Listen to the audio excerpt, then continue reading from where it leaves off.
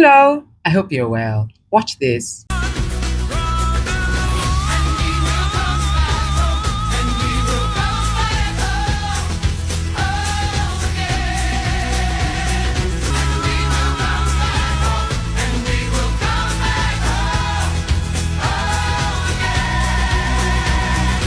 Now, that was my gift to myself, my birthday for the year 2025.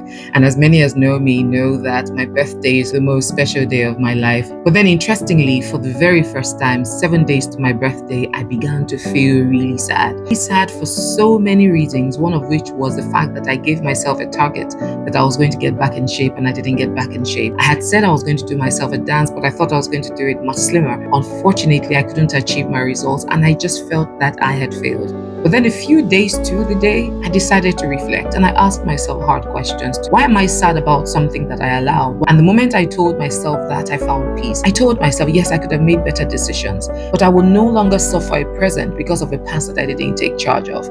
I told myself that I was going to do the dance for myself regardless of the fact that I felt I was too chubby to still dance. Now, after that, I told myself I was going to pick myself back up and do the work to get back in the space and the shape that I desired for my health, my fitness, and my well-being. But from April to October, nothing happened. Up until October, I was invited for a women's retreat somewhere in Cancun, Mexico. And while I was speaking to them about restoration and about taking charge of themselves, taking charge of their health and their bodies, because it is a container that carries the gifts and the talents and whatever it is that you think you need to share to this world. Unfortunately, for every time I repeated those words to them, I felt judged. I was not an example of what I was trying to teach. That was where the shift started for me. The last 5 months have been intense. Mental determination, physical determination, mental pressure sometimes to ensure that that thing that I said I am going to do, that I do. Many things that we do is about trust. Trust is a currency that many of us desire to have from other people.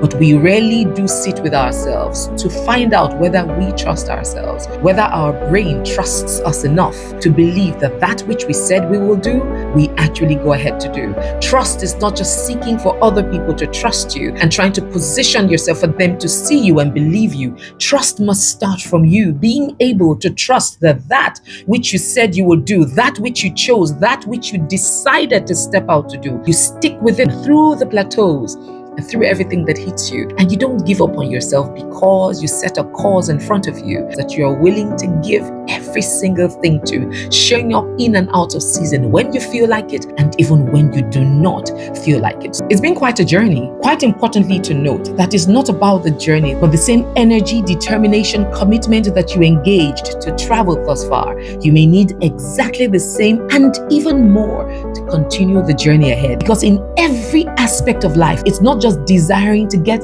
out of the place that we have been stuck in that we no longer desire. The most important thing is staying out of the place. And it may take you a whole lot more effort, energy, determination, commitment, discipline to keep you out of the place than it took you to get out of the place. I hope this helps somebody remember it can be challenging, but no matter what comes or goes, what gives in or doesn't, you never give up until you win. And even if you don't win, you finish strong, because once you have finished strong, you have won. You have a fantastic day. Cheers.